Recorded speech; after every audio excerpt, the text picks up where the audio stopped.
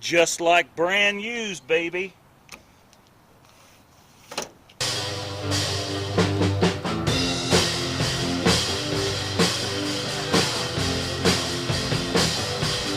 Well, I've seen a picture of you last Saturday night. Didn't know it was you, but you're looking alright. I didn't understand it. Okay, so what we learned from this was that this thing didn't work with a broke one. So I wanted you to know, where did you come from, baby? Where did you go when, baby? Well, hey, if you don't like fixing things and making them just like brand used, this channel may not be for you. Well, hey, it's Rick here, and welcome back to another episode of the Krusty Chrysler. Today, I want to get the scope out, and we're going to stick it down in the gas tank and kind of get an idea of that gas tank, because we still haven't done that yet. And I think I'm going to try to put the new gas line on. We purchased some gas line off of Jegs, got here real quickly. It looks like I should be able to take my pipe benders and just bend it in there and run it all the way to the back. So we should be able to do that, hopefully. So I want to try to do those two things today, and we'll see what we get done. Alright, thanks for coming along. Show you more. Okay, so let's see what we can do here. Somehow this thing opens up. There we go. Oh, I'm going to have the key for that, I'll bet. And I don't have that. Alright, let me go get the keys. Okay, voila, we got keys. So let's see if we can get this opened up here.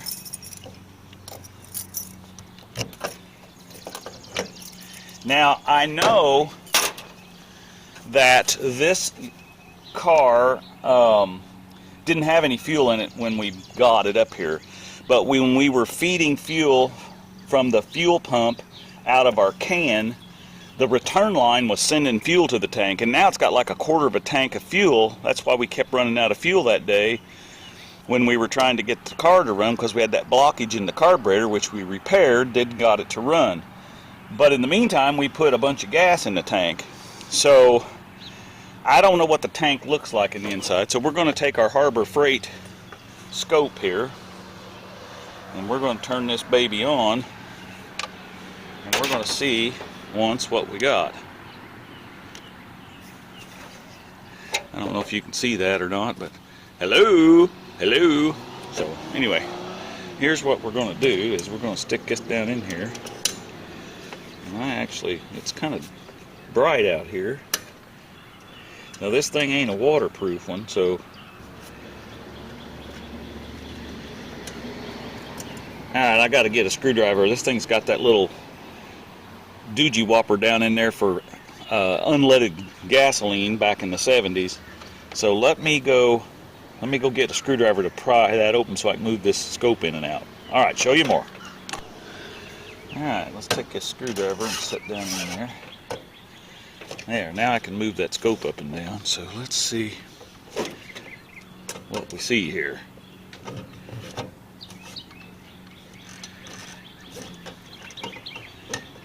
It actually looks pretty clean on the inside. I'm kind of surprised. I don't know if you can see that at all. It's so dark out here. My glasses are getting dark. Let me see if I can figure out a better way to do this. There we go. Well, we're inside the tank now. Let's see if we can get it, if we're up on the brightest setting.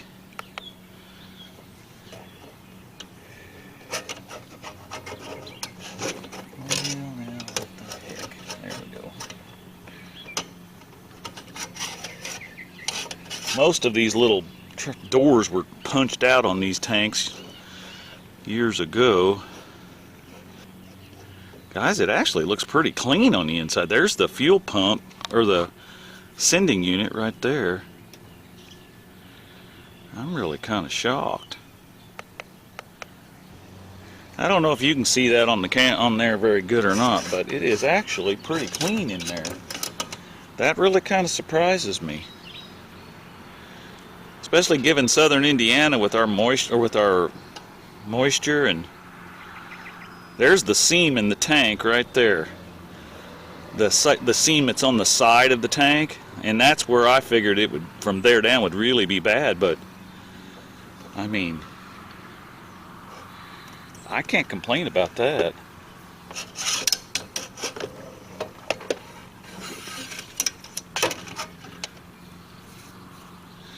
But I know the fuel smells bad, so I think what I'm going to do is I'm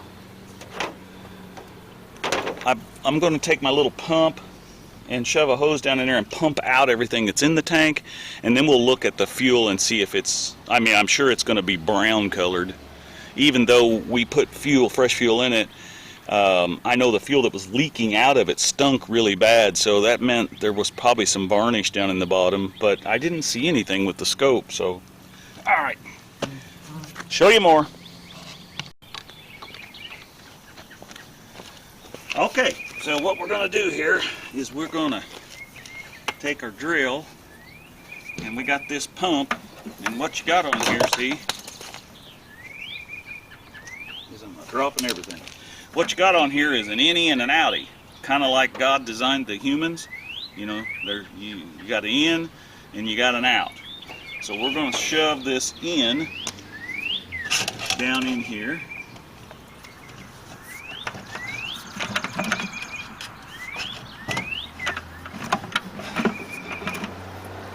And then we're going to put this out down in here, and we're going to spin this a little.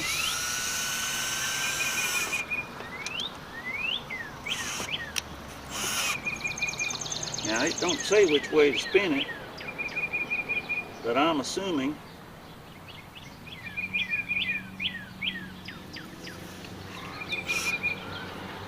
yeah, there's no arrow on here, but I'm assuming righty-tighty, lefty-loosey, I don't know.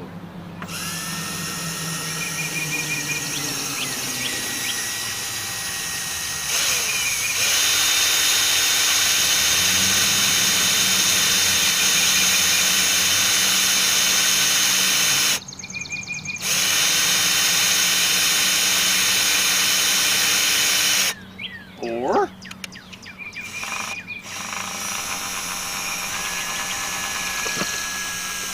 no, that's apparently one way. I don't know if we're running gas.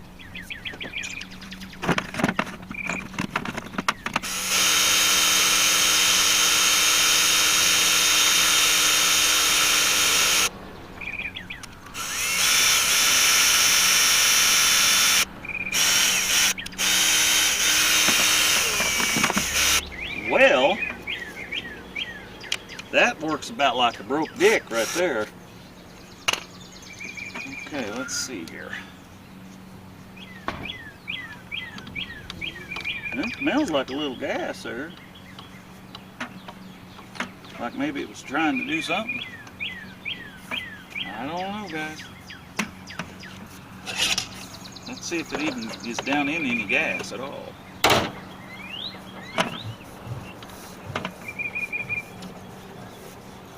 Oh yeah, she's wet right there. So it must have been in there.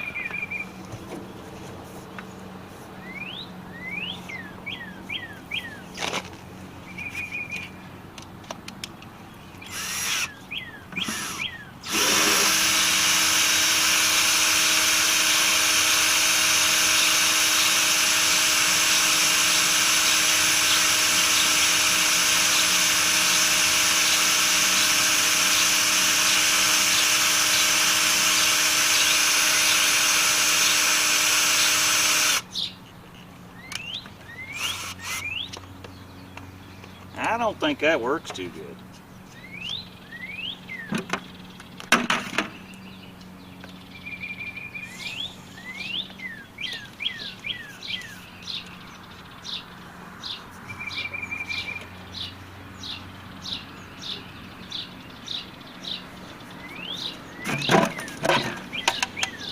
Well, I'm just going to use this like an Arkansas credit card. That's all I know how to do.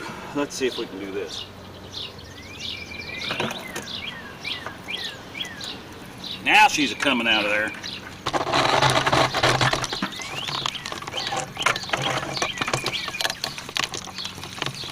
I don't know if you can see that or not, but she's pretty yellow. Look at that. That looks like turpentine. But I'm not seeing any debris in it. Like I said, the inside of that tank looks pretty clean.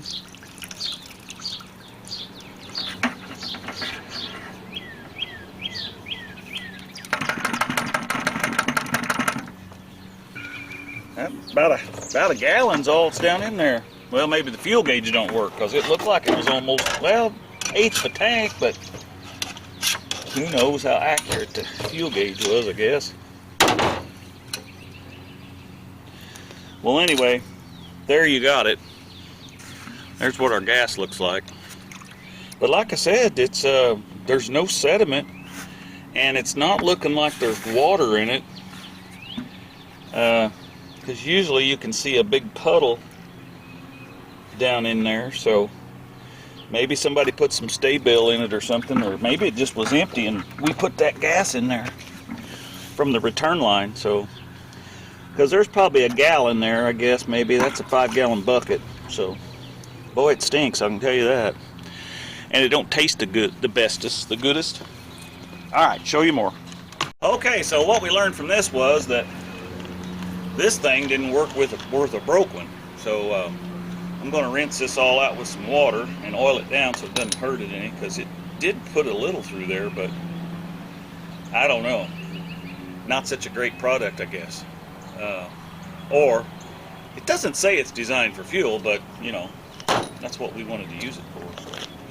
Anyway, all right, well, we're going to dispose of this nasty gasoline correctly. And then we're going to get back to work and see if we can get the fuel lines put on. All right, show you more. Okay, guys. Well, I kind of got called away on some other stuff. So we definitely got the gas tank emptied out. We scoped it, and it looks pretty good on the inside. I've got to get the new fuel line ran up here to it. And I think I'm going to do away with the return line. I've been reading a lot of stuff online. The carburetor I'm putting on here is, I'll just say this, it's less than 750. And everybody talks about with, you know, 750 and less, and, you know, less than 4,000 RPM, which we, you know, this baby, if you'd wind it up to that tight, it'd probably blow apart. So, you know, I think we'll be all right with the fuel delivery system on it. The carburetor that I am putting on there that we haven't shown you yet definitely will support the fuel pressure this mechanical pump is putting out, so it's not going to be an issue. So I don't think we're going to need a return line. So I think when I put the new line through, the tank actually has the return line, it has a vent, and it has the supply line coming out of it. So I think what I will do is cap off the return line, and I'll just unhook it up here underneath the hood, and we'll just put a regular inline filter in it, and then in the back, of course, we'll make sure the vent is open so it can breathe, you know, and all that kind of stuff. But anyway, I think that's what I'm going to do. If that ain't something I should be doing with this old car, you let me know. Make a comment down below and tell me. I get so many comments from you guys, and it is great because a lot of things I don't know. Some things I do know. You know, but some things I don't know. And so anyway, looking forward to seeing all of you down at the No Name Nationals. We're going to actually take this little baby on a road trip before we go to Sikeston. So in June, we are going to take a couple of days, and we're going to do the first 2 days of Power Tour because they're fairly close. It's like 300 miles, and then it'll be the drive over from Memphis over to Nashville, and I think that's about 245, maybe 300 miles, and then it'd be about 300 miles back. So I think we're going to take that trip with this car, give me a couple of days to see what all's wrong with it. Who knows, we may have to have it towed home, I don't know. I can remember one other time that the wife and I went running around in one of these old cars, and we had to have it wreckered home. It cost more to have it put on a rollback and brought home than the car was worth, but I didn't want to leave it sitting in the parking lot of the casino, unless I could have ground off the ID tag and took the plates off of it or something. No, that wouldn't have happened. And I actually sold that car for a lot of money a few weeks after that incident with it. But anyway, that's just a story. I got lots of stories. Old people tend to have lots of stories. Did you know that? Anyway, thanks for coming along. Be sure to subscribe and ring that bell. And I appreciate every one of you who have subscribed. We are way over 500, on our way to 1,000, and that's awesome. So remember, we making it just like brand used here, baby.